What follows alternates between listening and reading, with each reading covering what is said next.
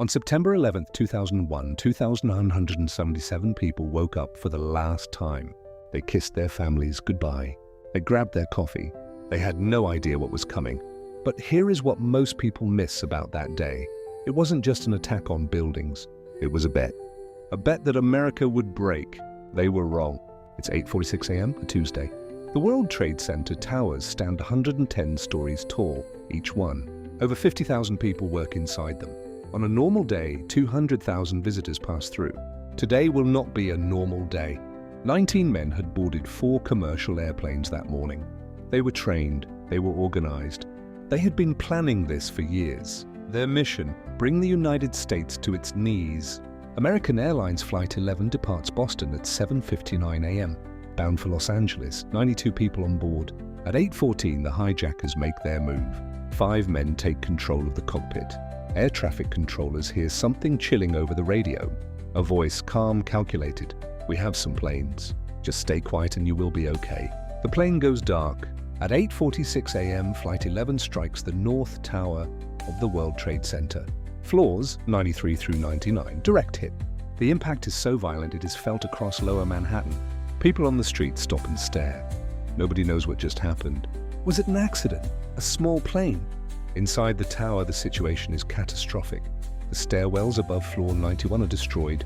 1,355 people are trapped above the impact zone.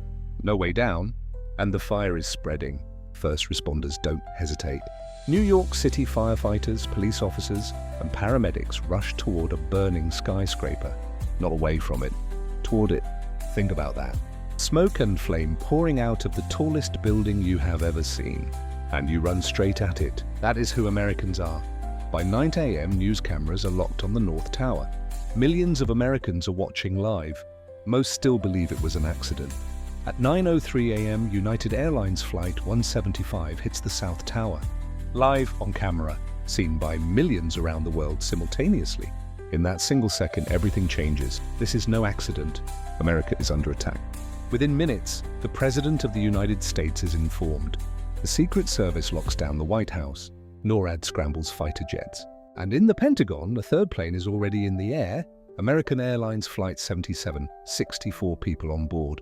At 9:37 a.m., it strikes the west side of the Pentagon, the headquarters of the entire United States military.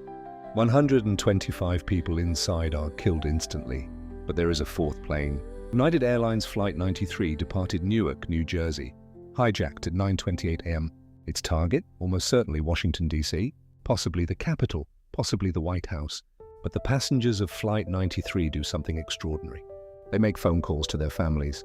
They learn that other planes have already been used as weapons. They know what is happening, and they decide they are not going to let it happen again. Ordinary people, a salesman, a chef, a rugby player, a flight attendant. They vote. They take a poll among the passengers, and they decide to fight back. At 9:57 a.m., they storm the cockpit. 33 passengers and 7 crew members against 4 armed hijackers. At 10:03 a.m., Flight 93 crashes into a field near Shanksville, Pennsylvania. Everyone on board is killed. The Capitol is saved. Those 40 people traded their lives to protect thousands of strangers.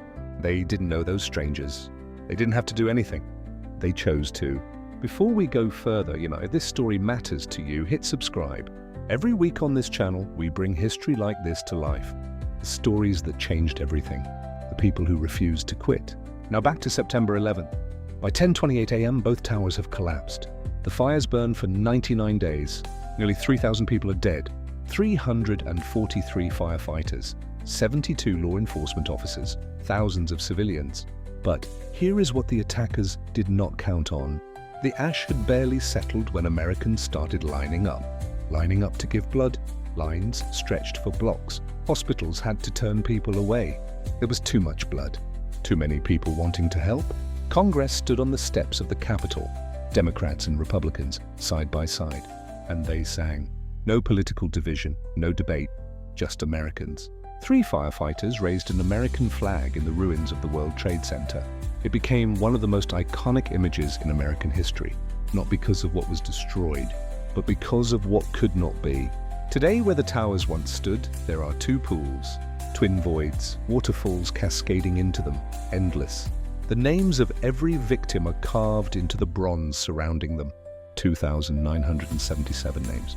The people who planned that attack made a calculation. They believed that if they hit hard enough, America would shatter. They were wrong. America did not shatter. America buried its dead. America wept. And then America stood back up, because that is what this country has always done. It has always stood back up. Never forget, if you want to go deeper, watch our video on the Cold War, on D-Day, on the battles that shaped the world. All of them right here on Viral Historian. Subscribe. We'll see you next time.